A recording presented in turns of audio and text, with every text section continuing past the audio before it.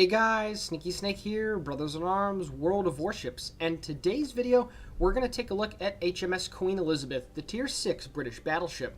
So her sister has already been in the game for quite some time, HMS Warspite, the premium Tier 6 British battleship. And I gotta say, I finished the grind on this thing last weekend, and I thoroughly enjoyed my time in this ship. She has a very, very good performing set of guns, pretty good maneuverability and concealment, and okay armor if you know how to angle it. And overall, I really enjoyed my time in this thing, and I'd like to share with you guys how to get the most out of this British beauty. So first of all, we're going to take a look at the statistics of the ship, starting with the survivability. She has 55,300 hit points when fully upgraded. You can see above the waterline there is a 152mm armored belt, but down below it goes 267 and then 330mm. So this thing has some pretty tough armor, to be honest with you. It's very difficult to citadel. And you can also see at the front and the rear end it has a 102mm plate. It's similar to the Amagi at Tier 8 for the Japanese, albeit that plate is 254mm. So this thing is overall a pretty decent ship when it comes to tankiness. You will eat a lot of armor-piercing pins through the top part of the ship and in the superstructure, but overall it will get the job done. So for the artillery, 381mm guns, you get a 4x2 arrangement of them. The reload is 30 seconds. The turret traverse is horrendous at 72. You absolutely need expert marksman on this thing. A firing range of 17.1 kilometers, 11,400 damage on an AP Citadel, which is very nice. And also pretty good performing HE at 6,300 and 35% fire chance respectively. And also the dispersion is really good as well, 228 meters. I will be taking a closer look at these guns a little bit later in this review. Also, you have an okay secondary arrangement, 10x2 of 114mm. They do shoot high explosive, have a 5-second reload, but only have a 4-kilometer range, so you're not going to get too much use out of them. For the AA, when fully upgraded, you get a couple sets of 20mm Oerlikon and Oerlikon Mark V guns. You get some 40mm Vickers 2-pounders, and then, of course, those 114mm do act as dual purpose. So, of course, you can see here, this is without a commander slotted into the battleship, and it has an AA rating of 51, which is okay. But at the end of the day, this anti-aircraft on this ship is more so just for self-defense, as is most of the battleships at the mid and low tiers. Maneuverability-wise, 23.5 knots of top speed, which is pretty good, 680-meter turning circle, which is also pretty good, and a rudder shift time of 14.3 seconds, which is also pretty good as well. This is one of the good things about the British battleships. Most of them have excellent maneuverability. Maybe not in top speed. 23.5 isn't going to be confused with something like a Congo, but it will get the job done. And lastly, the concealment, 14 kilometers. This is, again, without a captain in it. When you do put a captain with concealment expert on, you're going to be able to get the concealment down to below 13 kilometers. It's somewhere around 12.5 if I'm not mistaken. And that gives you unparalleled flexibility over battleships such as the Germans and the Japanese. Now we're going to take a look here at the upgrades. Main Armaments Modification 1 is highly recommended for that first slot. It's pretty much a no-brainer. For the second one, Aiming Systems Modification 1, get the accuracy on this ship to some very, very good levels. I really enjoy that. Gets it down to about 210 meters of dispersion. And then, of course, for the third and the fourth slot, I highly recommend going with Damage Control Systems Modification 1 and 2 to get your ship a bit more tanky, reduce the chance of fire, reduce the amount of time that it takes to get recovered from those, and all that good stuff. Now, of course, when it comes to the consumables, you only have access to 2, the Repair Party and the Spotter Plane, or the Spot Plane. So you're going to definitely want to, at the very least, get your repair and your heal for a premium. It's up to you if you want to take use of the spotting aircraft. If you don't go with the premium, it does take a very long time to come back at 342 seconds. But overall, I did get a bit of use, honestly, out of it. So there's that. Now, for the upgrade path, I highly recommend going with the gunfire control system first, and then the B-hull, because this thing does not have it does not have very good range whatsoever. So get the range for it first. You still have about 50,000 hit points with the A-hull, and your AA is almost as good. And then lastly, get that propulsion. Now we're going to switch over here to my King George V captain, because this is the setup that I had on the Queen Elizabeth. Preventative maintenance for the first perk, obviously keeping all the modules and whatnot in working order. Expert Marksman to get that turret traverse down from 72 to 60 seconds. It's still terrible, but dealing with 60 is much, much easier. Superintendent gives you an extra heal, and then, of course, the Spotter Plane, which is always nice. And then, of course, getting Concealment Expert. It really is the meta here in ships these days. Getting Concealment Expert on everything really does help you out. And then lastly, you want to get basics of survivability, at least if you have a 14-point captain, considering that it reduces the time for repair, fire extinguishing, and flooding by 15%. And when you stack it on with the flags, you can get the fire time, the duration that you have it for, to some very, very low numbers. So that's the Queen Elizabeth in a nutshell. This thing is a pretty standard battleship at Tier 6, but these guns really do define her. So with that being said, before we get stuck into the main action, I'm going to show you how to get the most out of these 15-inch guns. Alrighty guys, so first of all, the clip that you're going to see right here is to give you an idea of how tanky this thing is when you're engaged in close quarters combat. However, what I'm going to be talking about while the clip is playing is the overmatch mechanics and why these guns are so potent compared to your contemporaries at Tier 6. So the Queen Elizabeth and of course the Premium Warspite have 381mm guns. Now, when you're trying to figure out overmatch mechanics here in World of Warships, the simple equation is taking 14.3 and multiplying it by the bow and the stern armored thickness on the ship that you're shooting at. In this case, on screen, the King George V has a 25mm bow and stern armored plating. So when you take 14.3 and multiply it by 25, you get 357.5. That is the minimum caliber required to be able to overmatch the front and the rear section of that Tier 7 British battleship. And not just that Tier 7 British battleship, but most of the battleships Tiers 5 through 7 do have 25mm of bow and stern armor. So what this means is that those guns that you have here on the Queen Elizabeth are able to overmatch at any angle, at any range, and potentially get penetration / citadel damage to them. So what this means is that you have an unparalleled ability, again, short of the Warspite, and then I believe the Premium Mutsu, the Japanese battleship at Tier 6, which has 16-inch guns. You're able to take no account whatsoever for the enemy's armor angling, and you're able to penetrate through and deal massive amounts of damage, at least potentially. So even when this Fuso you see on screen is trying to angle in towards me, it does not matter. My guns, as long as I aim at the front part of the ship, are going to be able to do serious amounts of damage to him. And him shooting back at me at this angle is not going to be able to overmatch my armor and penetrate me. You can see here the shells, quite a few of them hit right at the front of the ship, right in that weak section of the bow armor, only 25mm of course, and all of those shells manage to bounce. So that is the main advantage that you have. And if you're able to land your shells on target and pinpoint them in the right position, especially at the front and rear of the ship, the battleship that you're shooting at, I should say, you're going to be able to do plenty of damage. Now, of course, the Queen Elizabeth is a British battleship, and at the end of the day, these things do take quite a bit of damage to the superstructure. So you can see there, the Fuso did aim up on me, but I shot him right in the front part and managed to secure the kill on that Tier 6 Japanese battleship. Alrighty guys, now I'm going to show you a few more examples just so you get an idea of it really doesn't matter what you're shooting at battleship-wise. You're going to be able to do results just like this. 4 shells hit right at the front of the Dunkirk, and I do 11,000 points of damage. 1 did bounce, probably hitting the turret, but I had 3 penetrations. Taking a look now at the second clip, I have my spotter plane up. This is a few minutes later into the match. You can see the Dunkirk realizes that I'm aiming at him, but again, there's nothing he's going to be able to do. RNGesus gives me a wonderful salvo, and holy shit, 15,800 damage. 6 penetrating shells go right through the front of the Frenchie. Alrighty guys, once more, a little bit later into the same game, and we come across another Queen Elizabeth. And again, it does not matter the armor angling that he could give to me. I can still go right through the front of his nose and penetrate him. And this is something that is extremely important to know. This is something that you must know when you're in the ship and in the Warspite as well. You can see I got about 8 seconds left on the reload. The Queen Elizabeth right there shoots me right through the front of the bow for 9,800 damage. He's trying to turn in, and only with my forward guns, I'm still going to be able to go through right in the nose and secure the kill on that guy. So 3 perfect examples right there. Alrighty guys, now we're going to get stuck here into some gameplay. I am playing by myself, and it's some standard battle here on the map New Dawn. So this replay you're going to see here is one of 2 things. The first of which is my highest damaging game that I've ever had in a Tier 6 ship up to this point.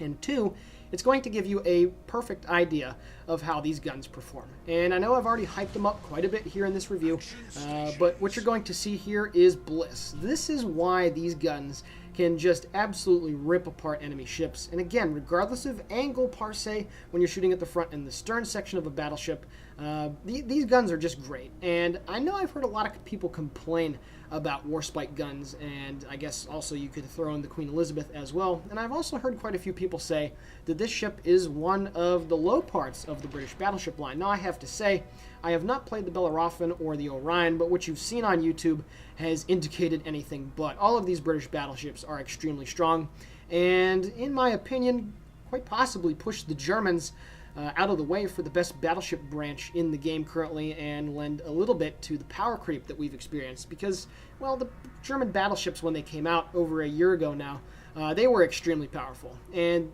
most people viewed that as power creep. But what you have here with these British battleships, and still here with the Queen Elizabeth, is the fact that you have really good performing guns, but it's the concealment.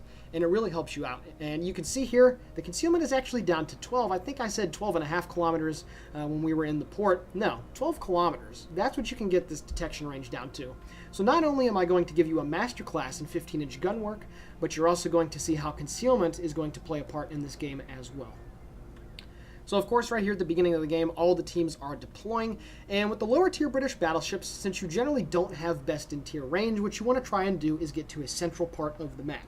So here on New Dawn, you're able to utilize the islands that are on the F and the G line in squares 4, 5, and 6, and you're able to use those to shield yourself from enemy observation as you're trying to make your way into the central part of the map. And unless there's an aggressive destroyer that moves into the very middle part of the map, it's going to be very difficult for the enemy team to get early spots on you. And again, because you have 12-kilometer concealment on this thing fully upgraded, you're going to be able to get the first shot off against all German, Japanese, and British battleships that you come across at Tier 6, which is really, really nice.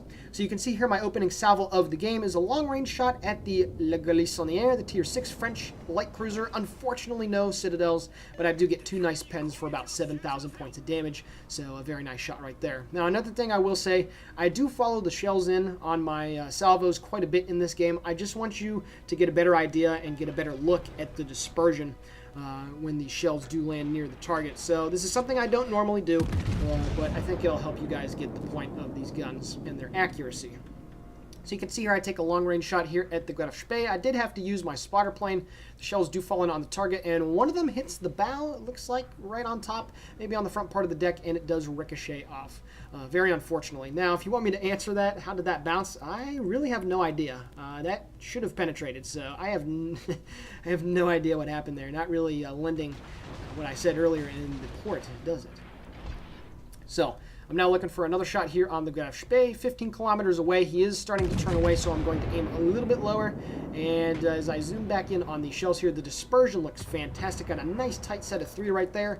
And unfortunately, I aimed just a bit too low, and all the shells just land short of that Tier 6 German heavy cruiser premium.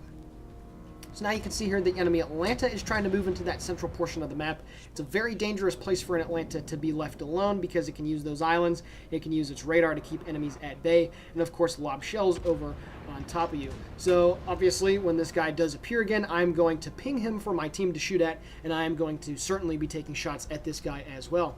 There is an island, however, in between myself and him, so I am going to be able to get this first shot off here as I come out of concealment, which is very nice. Unfortunately, no citadels, but still 10,000 points of damage with 3 overpens and 2 penetrations. So a very nice salvo right there, and my first one of the game, which was at least 10,000 points. So you can see here, I continue to ping this guy for my team to shoot at. However, I do have a couple ships, specifically that Iron Duke, which are going to be able to get some nice shots into the side end. There we go. He manages to take care of that Tier 7 Premium American Light Cruiser. And now I'm going to be able to focus my attention over here on the eastern side of the map to the enemy Murmansk and the enemy Texas that are trying to push my friendly Emerald and Nuremberg around. So I'm going to look for a shot here over the island. I don't even have line of sight on him, but I feel comfortable enough in my abilities to lob the shells over and aim correctly. You can see the dispersion, at least horizontally, is very nice, and oh yeah, the shells fall right in. 14,800 damage with 5 pens and 1 ricochet. My second salvo of the game, over 10k. Very nice one right there, chunking that Texas down to almost half health, and certainly going to be able to help out my teammates over there And now, at this point, as the guns are ready to be reloaded, I'm now going to take aim at the enemy Murmansk, that Tier 5 Soviet premium light cruiser. The shells are away just as he goes undetected. The Emerald manages to torpedo the Texas, very nice stuff. And the shells are flying in on the target. Will I be able to register some hits? Ooh, there we go, a double Citadel and one overpen, almost outright deleting that Murmansk. The third salvo in a row over 10k. Some very nice accuracy at long range as well. Those shells had a very nice tight grouping, and I'm already up to 56,000 points of damage dealt, and I've only been shooting my guns in anger for a few minutes. So very, very nice salvo right there. Back to back salvos, I should say. And now I'm going to reposition myself to go help out my team that's over on the western side of the map. So while we have a little bit of downtime right here, I do want to ask you guys a question. What do you think so far of the British battleships? And also, what tier are you at currently? And how happy are you with them? Do you think they need nerfs? Do you think that, oh, God forbid, they need buffed with anything? Just let me know what you think in the comments below. And please, I would really like to know. So please keep it civil, of course. But I really do want to know what you guys think. Because, well, again, what I've seen so far on YouTube and everything, oh, goodness, these ships have just... absolutely, pardon me for the stuttering there, absolutely the highest skill ceiling of any of the battleships currently in the game. Absolutely. And you can do some crazy things in these ships. So I just wanted to quickly ask you guys what you think of them, and please let me know in the comments down below. So at this point, it's 385 to 375. Each side has lost 3 ships. The reason why we have the lead is because they've lost 2 cruisers and a battleship, while we've only lost 1 cruiser and a battleship. Make that 2 cruisers now, as we are now losing the game. Following the shells in here on the Graf Spee. Unfortunately for me, he does get killed, but that is a-okay. The Iron Duke manages to get his 2nd kill of the game. So very nice stuff right there. And now I'm getting ready to switch my focus to some of the other ships. You can see there's a Mutsu, there's an Iron Duke over there. There's another Leglisanier, it appears, the Nelson Blishkevika. So pretty much the rest of the enemy team is kind of wagon wheeling around over there next to their base. So that is obviously why I am sailing up this way. I get a nice shot here at the enemy Blishkevika. Unfortunately, he did not continue his turn because the horizontal dispersion looks great, but still, I get 1 penetration for 3,100 damage right into the mid portion of that Polish destroyer. So, a very nice salvo right there. It's almost as good as getting a Citadel on a battleship when only 1 of the shells hit. So it's very nice to chunk those guys down regardless. Now looking here for a shot as the Blishkevika does get taken care of by the New Mexico. So very nice job right there. Our team being able to focus down that guy and leave them without any destroyers. I get a long range shot here at the enemy Emerald, or shall I say the floating Citadel. This thing is probably the easiest ship in the game to Citadel, and well, not for me. 1 over penetration. It appears on the front part of the ship, and I just cracked 60,000 points of damage. So you can see here, looking for another shot here at the Emerald, of course. The enemy team is, at this point in the game, kind of being a little bit stubborn. They don't want to push down too hard. And our team is also kind of just chilling here in this midsection of the, what is it, the F3 and G3 caps. Yeah, we've just kind of been circling around here. And, you know, when this kind of combat happens, I do a decent hit right there on the Mitsu for 3,700. When this kind of combat happens where, you know, both teams are a little timid to push in and whatnot, sometimes you have to be the person to do it yourself. And obviously, if you've watched any of Putin's gameplay on the channel, you know that he's a very aggressive battleship player. Unfortunately, I'm about to take my first big hit here from that Iron Duke. You saw that he got a nice broadside out on me, was not paying attention, and right as I shoot here at the Emerald, oh boy, I take almost 14,000 points of damage from that guy.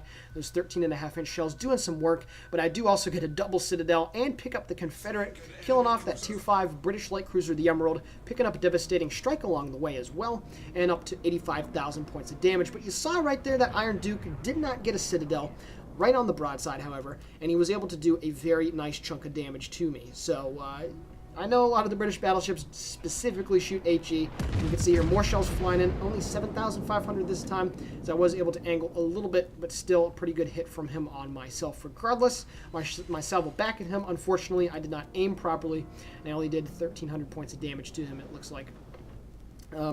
But yeah, when this thing is not angled properly, you do take massive amounts of AP. For those of you that are veterans of the Warspite, you know that that Queen Anne's Mansion, or that big boxy part, the very front part of the conning tower, is very susceptible to armor-piercing shells, and you can get some wicked damage totals when you shoot into the top. It's very similar to shooting into the superstructure of German battleships, to be honest with you.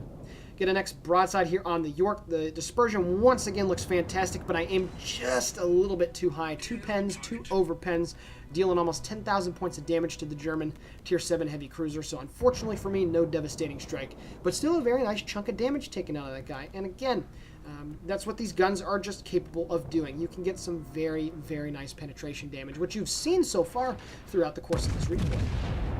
My next broadside here, I'm trying to angle to as many ships as possible, so that's why I'm turning away from the Duke. The shell's falling on the front, only 1 pen for 3,600, but right there, being able to get those pens every now and then right on the front part, dealing the 3K there, 4K there, is something that is really, really nice. And when you're talking about chunking a guy down, bits and pieces, that's what these guns are for.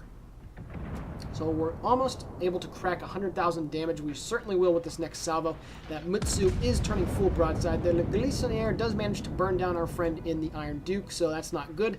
However, the Mutsu shoots at my friendly Iron Duke, and there we go. 11,000 damage dealt to him once again with 4 more penetrations. No citadels, but still another very good armor-piercing salvo.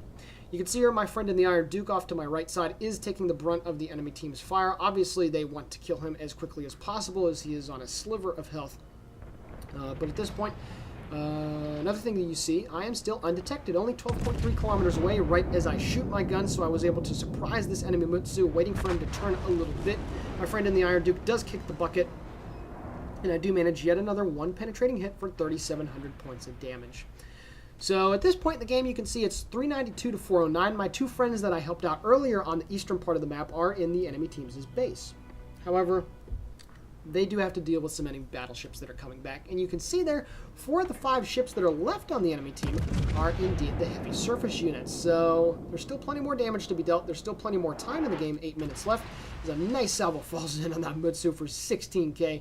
Very unfortunate that I did not get a citadel, but still 7 of the 8 shells hit for a very, very nice chunk taken out of that Captain Corgi. So I know I say it all the time in my reviews and games, whatever. I'm beating on a dead horse here, but it's just so nice to look, and it's consistent, and that's all you can ask for. And a battleship that has consistent hitting guns, consistent damaging guns, it's just so nice. And once more, 1 shell hits the guy, 3,700 points of damage right on the rear section of the Mutsu. So very nice stuff right there. And if you've lost track of the damage counter, 135,000 points of damage dealt to these guys. And we still got a lot more to go, however, but yeah, you get the point. So you can see here, the enemy team is circling back. The Nelson does shoot some high explosive at the Nuremberg and manages to detonate him because, hey, it's a Nuremberg, and that's what happens to them. I do shoot here at the York. Hopefully I'll be able to get the kill with the Citadel. No, unfortunately, the rear turrets do not. Only 1 over penetration. Now the front guns are flying in that guy, and no, all the shells just straddle off the right side of his ship. Like I said, the enemy team did make a nice push to get back to their base. They realized they were in trouble. And at this point, once the Emerald dies, it's still going to be an extremely close game. More shells coming in. 3,700 damage. That's the magic number with those 1 shell penetrations. Now looking for the killing blow here on the York. The aim looks pretty good. Will I be able to snag the kill on this guy? Shells following them in, and just a little bit too high. 3,400 damage with 3 over penetrations. Very unlucky right there that I didn't kill him. But of course the aim was a bit off, unfortunately for me. Excuse me. Alright, there we go. Now we're looking for the kill blow here on the York. I should be able to get it with this salvo. The guns are reloaded, the shells are on the way, and it appears my second kill is in the bag. Shells flying, and there we go. Pick up the high caliber to go with that destruction as well. So now I've picked up 3 medals, 2 kills, 143,000 points of damage, and now we have a pretty decent lead here. You can see the Emerald is launching his torpedoes. He is making a very questionable decision right there. I don't know why he got out of his smoke, but an Emerald out of his smoke is pretty much a guaranteed dead Emerald. Now looking for my next shot here against the Mutsu. You can see my reload is down to 27 seconds with 36,000 hit points because of Adrenaline Rush, which is really nice. And there we go. The Nelson manages to take my friend out. More shells fallen. Another 13,000 point damaging salvo on the Mutsu. 5 more penetrations. Very, very nice stuff right there. Hitting right at the rear section of the ship just behind the smokestack. So let's see. Is there anything else? The Queen Elizabeth. What else do you need to know about it? Up-tiered, this ship does fine, at least when you're in Tier 7 games, which you can see right here, because again, the over-penetration. Against Tier 8 vessels, however, with 32 millimeters of bow and stern armor, you will not be able to over-penetrate, or, yeah, overmatch the armor, I should say. So, that can be a bit annoying, I should say. The AA up-tiered is not very good. Like I said in the port section, it is really only for self-defense. If you do go with a full AA build, the Queen Elizabeth is alright. It will do you just fine in a Tier 6 game, but Tier 7 and 8 carriers will be able to take care of you without too much trouble. The killing blow on the Mutsu, unfortunately, I am just a bit too low. 2 shells do pen right into the side part of the armor belt, which is really nice. But I do not manage to get the kill. You can see the enemy Queen Elizabeth took a pun at me. The shell is coming in, and 12,000 points of damage dealt to me. I'm immediately going to use my repair. But once again, I was angled there pretty well, but most of the shells hit up in the superstructure. Just like I said, that's where you're going to get those really solid pens against the Queen Elizabeth. And then, of course, for those of you that know, the Warspite as well. I do have my spotter plane up. We definitely need to get the kill on the Mutsu, but unfortunately, due to the Corgi weekend that we had, where you get all the prizes, you can see that my Cleveland friend is making a, well, questionable at worst and horrendous decision at best, trying to get the kill on the Corgi. I mean, yeah, the rewards are nice, but you did see this quite a bit when that event was going on, where people would just try to throw themselves out of position and just try to go for these kills like it was nothing, like it was going out of style. And the Cleveland is going to pay for the error of his ways. We still have the lead. There's no reason for us to push into the enemy's base right now. There's no reason for that Cleveland to be doing that, but he will be kicking the bucket here rather shortly. Very unfortunately for our team. Shell's fallen in on the Mutsu. Unfortunately, only 1 pen, but I do about 5,000 points of damage on that guy. 2 of the shells did ricochet. They did hit the very side part of the armor belt, and that is why they did not penetrate the guy, because he had enough armor there to be able to deflect those shells. Still looking for the killing shot here on the Corgi, and also you can see the Nelson and the Queen Elizabeth are right next to them, so it's going to be very difficult to be able to kill that guy without taking too much fire. But you've also seen that I've been using these islands in this position that I alluded to very early in the commentary to be able to shoot at the enemy ships without being detected. I put the Corgi on 3,300 hit points. Really only takes 1 more salvo for me to be able to take care of that guy. And unfortunately, disaster strikes. The friendly Cleveland pushed in way too far, way too aggressively to get the Corgi kill. And now we're losing the game. And we only have 2 minutes and 30 seconds left in this one. I've done a crap load of damage, 177,000 points. This is actually right now tied with my best Warspite game ever. But all that Corgi guy in the Mutsu has to do is continue running away to the north. And there's just no way that I'd be able to chunk the Nelson and the Queen Elizabeth down. I'd have to get some unbelievably God mode salvos with citadels, you know, not one citadel, plural here, citadels, to be able to kill those guys. Do look for a nice shot here at the Nelson, 11,000 points of damage. Unfortunately, no citadels there, so while I do a nice chunk of damage to that guy, it doesn't matter. He's going to be able to get away almost scot-free. And at this point in the game, I was just thinking to myself, well, we're pretty much screwed. There's nothing we're going to be able to do here. Now, you can see here the Corgi is making a questionable play. For some reason, he's decided to turn 2 and come back towards me. Really don't know why he's doing that, but whatever. There's only a minute and 37 seconds left. There's no way we're going to be able to do that. You can see there, I did penetrate the rear section of the Nelson, that Tier 7 British battleship. So once again, another prime example right there for you guys. But yeah, there's only a minute and 25 seconds left now. And unfortunately, right as I'm trying to turn the guns into play on the Corgi, he's 17.4 kilometers away. He goes undetected. Now, I probably should have snapped that shot off right there, but for some reason, I did not. And yeah, we're kind of screwed at this point. So 461 to 498, make that 463. I told the Emil Burton, I'm just like, hey man, it was quite some time ago, excuse me, in the comments. I'm like, hey dude, just run away. Don't worry about it. Maybe I'll be able to get the kill. So you can see here the islands are acting as a two-way mirror. However, all the enemy ships are hidden because there's no line of sight on them. So at this point, I'm just hoping that I can go forward and potentially spot one of these guys. That's all I'm hoping for. And with only 38 seconds left in the game, things were looking pretty dire, to be honest with you. The guns are loaded, and my turrets are turned in the direction where that Mutsu was last spotted. But all that guy has to do is get behind the island that is let's see, in Echo 5. All he has to do is get behind that island and stay out of my line of sight. That's all he has to do. He only has 3,000 hit points, and with only 19 seconds left in the game, pretty much all is lost. And then Captain Corgi appears at 12.4 kilometers. I'm able to get the first shot off, of course, out of concealment because, well, this thing has 12 kilometers, and holy shit, just managed to win the game for our team. Taking care of that Tier 6 premium Japanese battleship, 199,000 points of damage, and we take care of the victory here on New Dawn. Alrighty guys, taking a look now at the post-battle results. 431,000 credits received and 5.4 total EXP earned, so a very nice result there. Picked up Devastating Strike, Confederate, Dreadnought, and High Caliber. 199,000 points of damage dealt off of 73 shell hits that caused 4 citadels, and I sank 3 enemy ships. Taking a look at the team score, 2,336 base EXP. A monster carry in the ship. Obviously, my friends below me doing some work getting 7 frags between the 5 of them. And honestly, the base EXP was spread out pretty evenly amongst the rest of my team short of the York. But certainly my impact and influence on the game cannot be underestimated. Taking a look at the detailed report, as I mentioned earlier, this is the perfect example of how these guns perform. And the reason being is, well, literally all the damage was dealt with the armor-piercing shells out of these 15-inch guns. So if you're not aware of how potent these guns are now, well, then I really can't help you. But just a very, very nice game. And the accuracy of the guns, the damage that I was able to do with them, just very nice stuff right there. And then, of course, it was nice to snag the Corgi at the end with less than 10 seconds left to take care of the win and get a little bit of prize out of it as well.